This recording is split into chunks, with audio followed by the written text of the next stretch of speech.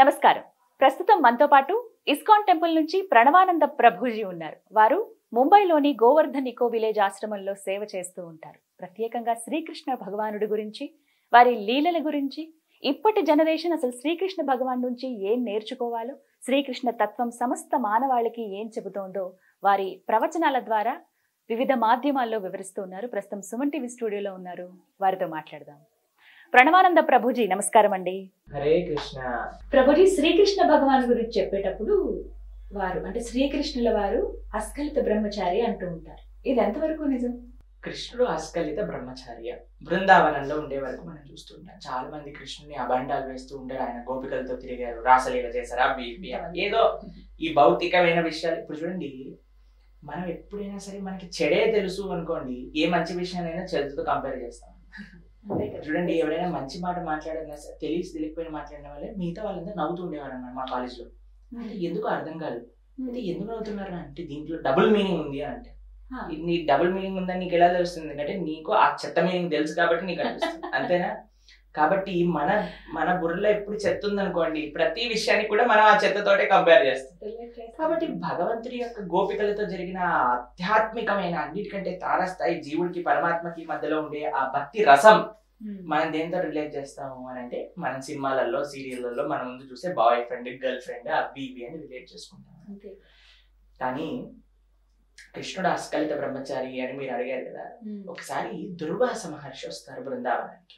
అయితే రాధారాణి ఇంకా గోపికలందరూ కూడా దుర్వాస మహర్షి యమునకి అటువైపు ఉంటారు అనమాట. అయితే వాళ్ళకి నైవేద్యం తయారు చేసి భగవంతుడికి నివేదన చేసి ప్రసాదం తినిపించడానికి సాధువులు వస్తే సేవ చేయాలనుకుంటారు కదండి. కాబట్టి అందరూ కూడా వెళ్ళారు. వెళ్ళి చూసేసరికి యమునలో మొత్తం కూడా తుఫాన్ తో మొత్తం పొర్లుతుందన్నమాట యమున. అటువైపు వెళ్ళలేకపోతున్నారు అనమాట ఎంత ప్రయత్నించినా. ఇప్పుడు కృష్ణుడి దగ్గరకు వస్తారు. కృష్ణుడి దగ్గరకు వచ్చి, కృష్ణ మాకు సహాయం చేయండి, ఇలా యమున దాటలేకపోతున్నాం అని అంటే, మీకు మంత్రం చెప్తా, ఈ మంత్రం చెప్పండి, అప్పుడు ఈజీగా దాటేయచ్చు అని చెప్తాను. ఏంటా మంత్రం అంటే, కృష్ణుడు బ్రహ్మచారి అని చెప్పండి అని అంటే, అయితే సరే అని కృష్ణుడు బ్రహ్మచారి అని యమున దగ్గర చెప్పగానే యమున దారిస్తుంది గోపికలందరికీ. అయితే గోపికలందరూ కూడా దాటిపోయి అక్కడికి వెళ్తారు. రకరకాలు ఎన్ని వందల రకాలు చేస్తారంటే దుర్వాసుడికి అన్ని చేసి ఆయనకు పెడతారు. ఆయన మొత్తం తినేస్తారు. తినేసి ఇప్పుడు ఇటు దాటాలి కదా, ఇటు దాటడానికి ఆయన అడుగుతారు, అయ్యా మరి యమున దాటడానికి మాకైనా మంత్రం ఇవ్వు అని అంటే, దుర్వాస మహర్షి ఎప్పుడు ఏమి తీసుకోడు, ఎప్పుడు ఏమి తినడు, ఆయనకి ఎటు తిండి పైన కోరిక లేదు అని చెప్పండి అని అంటే, వీళ్ళందరూ ఆశ్చర్యపోతారు. అంటే కృష్ణుడు బ్రహ్మచారి అంటాడు, ఇటేమో ఈయనకి తిండి పైన ఆసక్తి లేదంటాడు, 100 రకాలు మొత్తం కూడా లడ్డూలు, జాంగ్రీలు, భక్ష్యాలు అన్ని తినేశాడు అని వాళ్ళ ఎక్కడికి వెళ్ళి దుర్వాస మహర్షికి తిండి పైన ధ్యాస లేదనగానే మళ్ళీ యమున దారిస్తుంది. అప్పుడు వాళ్ళు ఇటువైపు వచ్చేస్తారు. దీంట్లో అర్థం ఏంటి అంటే, కృష్ణుడికి భౌతిక కోరికలు ఏమీ లేవండి. కృష్ణుడు తన భక్తులతో గోపికలతో చేసిన లీలన్నీ కూడా ఆధ్యాత్మికం. కాబట్టి ఆయన బ్రహ్మచారి. ఎందుకంటే భౌతికత ఉన్నప్పుడు అది ఆ తప భంగం అనేది జరుగుతుంది. దుర్వాస మహర్షి తిండి పైన ధ్యాస లేదు అని ఎందుకన్నారు తెలుసా? ఇంత ప్రేమతో వీళ్ళందరూ తీసుకొచ్చారు కాబట్టి ఆయన స్వీకరించారు. అంతేకాని స్విగ్గీలో, జొమాటోలో ఆయన ఆర్డర్ చేసుకొని తెచ్చుకోలేదు కదా. కాబట్టి ఆయన వాళ్ళ ప్రేమను స్వీకరించారు కాబట్టి ఆయనకి తిండిపైన ధ్యాస లేదు. కృష్ణుడు గోపికల వైపు ఉండే ప్రేమను తాను అలా రెసిప్రొకేట్ చేశారు ఆ నృత్యం చేస్తూ ఆ రోజు రాత్రి. కాబట్టి ఆయనకి ఎటువంటి భౌతికమైన వాసన లేదు కాబట్టి ఆయన బ్రహ్మచారి. కాబట్టి బృందావనంలో ఉన్నంత వరకు ఆయనకు వివాహాలు జరిగాయి. మనకు తెలుసు, అష్ట మనుషులు అని అంటారు. రుక్మిణి, సత్యభామ, మిత్రబృంద, వీళ్ళందరితో వివాహాలు జరిగాయి. దాని తర్వాత 16,100 మందిని వివాహం చేసుకున్నారు. దాని తర్వాత కృష్ణుడు గృహస్థాశ్రమాన్ని స్వీకరించారు. చక్కగా గృహస్థ ధర్మాన్నంతా కూడా నిర్వర్తించారు. కాబట్టి బృందావనంలో ఉన్నంత వరకు స్వామి తప్పకుండా ఆయన బ్రహ్మచారి. ఎందుకంటే ఎటువంటి భౌతిక కోరిక, భౌతిక కామం ఆయన దగ్గర లేదు కాబట్టి. ప్రభుజీ, భగవద్గీతలో ఒక శ్లోకం అలాగే వాటి గురించి వివరణ మీ ద్వారా విందాం అనుకుంటున్నాను. నేను ఏ శ్లోకం గురించి చెప్పాలి అని మీరు ప్రశ్న అడుగుతున్నప్పుడు ఆలోచిస్తున్నప్పుడు, కర్మణ్యేవాధికారస్తే మా ఫలేషు కదాచన మా కర్మ ఫల హేతుర్పుర్ మాతో గోస్తో కర్మణి. ఇది భగవంతుడు భగవద్గీతలో చెప్పారు. హైలీ మిస్అండర్స్టూడ్ శ్లోక అన్నమాట. అవునా? ఏమంటారు తెలుసా అండి? కర్మే ఆరాధన అని అంటారు, వర్క్ ఇస్ వర్షిప్ అని అంటారు. మీరు విన్నారా? కర్మ కరో కర్మ హీ సబ్ హే అని అంటూ ఉంటారు అనమాట. టీవీ ఛానల్లో మనకు కనిపిస్తూ ఉంటుంది. ఇలా కర్మణ్యేవాధికారస్తే మా ఫలేషు కదాచన. కృష్ణుడు ఏం చెప్తున్నారంటే, నువ్వు నీ యొక్క కర్తవ్యాన్ని చక్కగా చెయ్యి, ఫలం గురించి, దాని యొక్క ఫలితం గురించి ఆశించకు, అది నాకు వదిలేసి, నేను ఎప్పుడు నీకు మంచిదో. కృష్ణుడు ఏం చేస్తాడో తెలుసా అండి, ఎప్పుడు మనకి మంచిదో, ఎప్పుడు మనకి కావాలో, ఎంత అవసరమో అంత మన దగ్గర ఇస్తాడు. ఇప్పుడు మనం చూస్తాము, మీకు ఒక ఉదాహరణ చెప్తా, మీకు కరెక్ట్ గా అర్థమవుతుంది. ఒకసారి ఒక పిల్లవాడు అమెరికాలో జాబ్ వచ్చింది, వెళ్ళిపోయారు.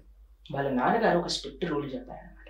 ఎంతైతే నువ్వు సంపాదిస్తావో, నీ రెంట్, నీ ఫుడ్, ఈ రెండిటివి నీ దగ్గర పెట్టుకొని మిగతా డబ్బులన్నీ కూడా నా అకౌంట్ ట్రాన్స్ఫర్ చేయాలి అని చెప్తారు.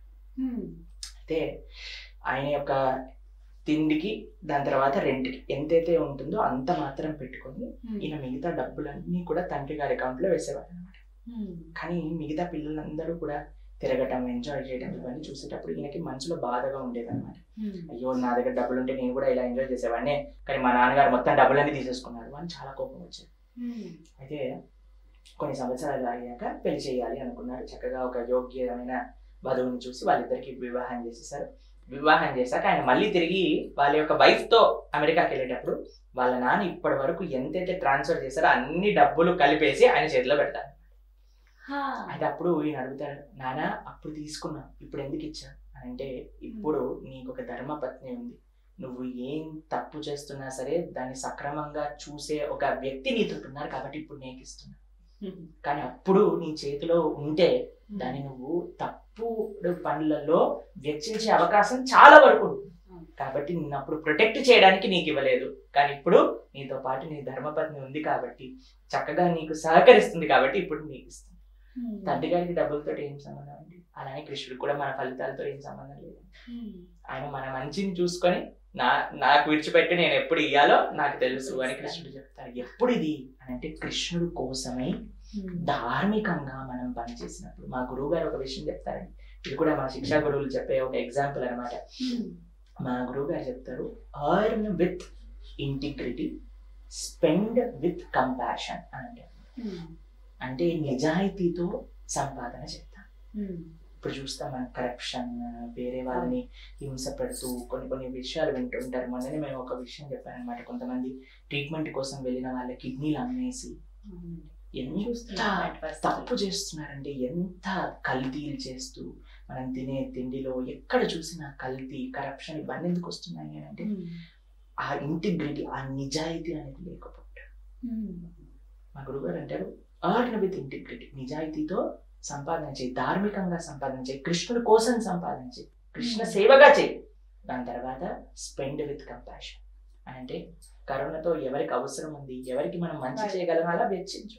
నీకు పొయ్యేదేం లేదు. నీకు తెలుసా, మనం 1 రూపాయి ఇస్తే భగవంతుడు 1000 రూపాయలు మనకి ఇస్తాడు. 1000 రూపాయలు దాచిపెట్టాలి అనుకున్న వాడికి తిరిగి పోవండి. మనం ఇంతకు ముందు కూడా చెప్పుకున్నాం. కాబట్టి స్పెండ్ విత్ కంపాషన్, కృపతో స్పెండ్ చేయాలి. కాబట్టి కృష్ణుడు చెప్పేది ఏంటి అని అంటే, కర్మ ఏ ఆరాధన కాదండి, ఆరాధనగా కర్మ చేయి. ఎలా ఆరాధనగా కర్మ చేయడం అని అంటే, మనం ఇంతకు ముందు చెప్పుకున్నట్టుగా స్టార్టింగ్ భగవద్భక్తితో స్టార్ట్ చేయాలి. మనం ఏం పని చేస్తున్నా సరే ఇది కృష్ణుడి కోసమై చేయాలి. ఎప్పుడైతే ఫలితం వస్తుందో అది కృష్ణ సేవలో వినియోగించాలి. ఇప్పుడు గోపికలు, యశోదమ్మ ఎగ్జాంపుల్ తీసుకున్నాం. యశోదమ్మ ప్రొద్దున లేవంగానే ఏమనుకునేదంటే, ఇప్పుడు కృష్ణుడి కోసం వెన్నదీయాలి అని ప్రిపేర్ అయిపోయేది. ఆ పెరుగు పెట్టి కవ్వాన్ని పెట్టి చిలుకుతూ ఉండేటప్పుడు మొత్తం కూడా కృష్ణుడి యొక్క లీలలు పాడుతూ చిలికేదన్నమాట. మా కృష్ణుడు ఇలా చేశాడు, మా కృష్ణుడు ఇలా చేశాడు. ఎప్పుడైతే వెన్న వచ్చేదో కృష్ణుడికి ఇచ్చే. అలా మనం ప్రొద్దున లేవంగానే మన ఆధ్యాత్మిక సాధనతో ప్రారంభం చేయాలి మన రోజంతా కూడా. కృష్ణ ఈ రోజు నీ కోసం అని వర్క్ చేసేటప్పుడు ఎంత ఇంటిగ్రిటీతో, ఎంత బాధ్యతతో చేయాలి. ఏం చేస్తున్నా సరే, మనం ఆఫీస్కి వెళ్తున్నామా బాధ్యతగా వెళ్ళండి, మీరు చదువుకుంటున్నారా బాధ్యతగా చదువుకోండి, ఇంట్లో పని చేస్తున్నారా చాలా అన్ని పద్ధతిగా చేయండి. ఎందుకు అంటే ఇది కృష్ణుడి కోసం. ఏ రకమైన ఆధార్మికమైన కార్యక్రమాలు చేయకుండా నిజాయితీతో 10 మంది అడగాలి, అయ్యా నీకు ఏంటి ప్రేరణ, నువ్వు ఇంత బాగా పనిచేస్తున్నావు, ఇంత బాగా చదువుకుంటున్నావు, ఇంత బాగున్నావు అంటే, నేను కృష్ణ భక్తి చేస్తున్నాను కాబట్టి ఇలా ఉన్నాను అని చెప్పే విధంగా మనం పని చేయాలి. దాని తర్వాత ఇంటికి వచ్చేస్తామా, ఇంటికి వచ్చాక కృష్ణ ఈరోజు ఏదైతే చేశానో అది నీ కృప వల్ల చేశాను, నీ కోసం చేశాను అని మనకు వచ్చిన ఏదైతే డబ్బులు ఉన్నాయో ఏ విధంగా అయినా సరే వాటన్నింటినీ కూడా మనం కృష్ణ సేవగా, ధర్మమైన కార్యక్రమంలో గోసేవగా, భగవత్ సేవగా, భక్తుల యొక్క సేవగా, సమాజ సేవగా మనం ఖర్చు పెట్టాలి. కొద్దిగా శాతమైనా సరే.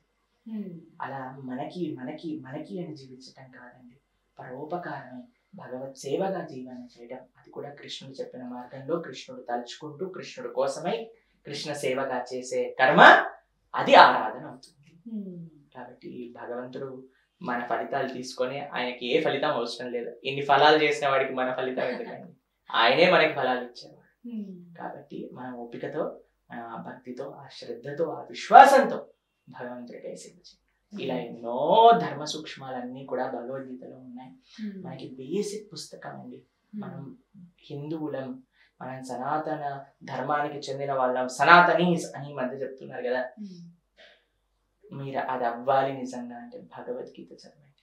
ప్రభుపాదుల వారు ఎంత అద్భుతంగా భగవద్గీత యథాతథం మనకు అందించారు. మీరు ఆన్లైన్లో మీరు భగవద్గీత యాజ్ ఇట్ ఈజ్ అన్న భగవద్గీత యథాతథం అన్న మీకు లభిస్తుంది. ఎంతో సరళమైన భాషలో మనకు అందించారు. కాబట్టి భగవద్గీత చదివితేనే అసలు హిందుత్వం అంటే ఏంటి, అసలు హిందూ ఏంటి, అసలు మనిషి ఏంటి, భగవంతుడు ఏంటి అనే విషయాలు అన్నీ కూడా తెలుస్తాయి.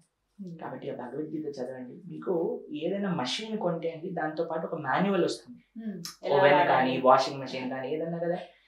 ఈ మనుష్య శరీరం కూడా ఒక మషిన్ లాంటిది. ఇది ఎలా యూజ్ చేయాలని చెప్పేదే భగవద్గీత, అది మాన్యువల్ అనమాట. కాబట్టి అందరు ఆచార్యులు మనకి ఇచ్చింది భగవద్గీత ప్రామాణికమైన గ్రంథము అని అంటారు అనమాట. కాబట్టి ఆ విధంగా మీరు ఆ ప్రామాణికమైన గ్రంథాన్ని అధ్యయనం చేయండి. అసలు ఎంత ఓర్పు, ఎంత దృఢ నిశ్చయం, ఎంత ఆనందం, ఎంత నమ్మకం, ఎంత పాజిటివిటీ మీ లోపల పెరుగుతుంది ఈ భగవద్గీత అధ్యయనం చేయడం వల్ల. హరే కృష్ణ.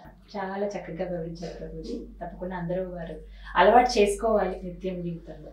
రోజు చదువుతూ ఉంటే అంటే వాళ్ళ రోజులో, వాళ్ళ వ్యవహారంలో, వాళ్ళ బిహేవియర్లో ఖచ్చితంగా మార్పులు వస్తాయి అని నేను విన్నాను ఎప్పుడు. బట్ మీరు చెప్తుంటే నాకు అర్థమైంది. ఒక్క శ్లోకంతో నేర్చుకున్నాం, ఇక నుంచి మేము కూడా కంటిన్యూ చేస్తాం.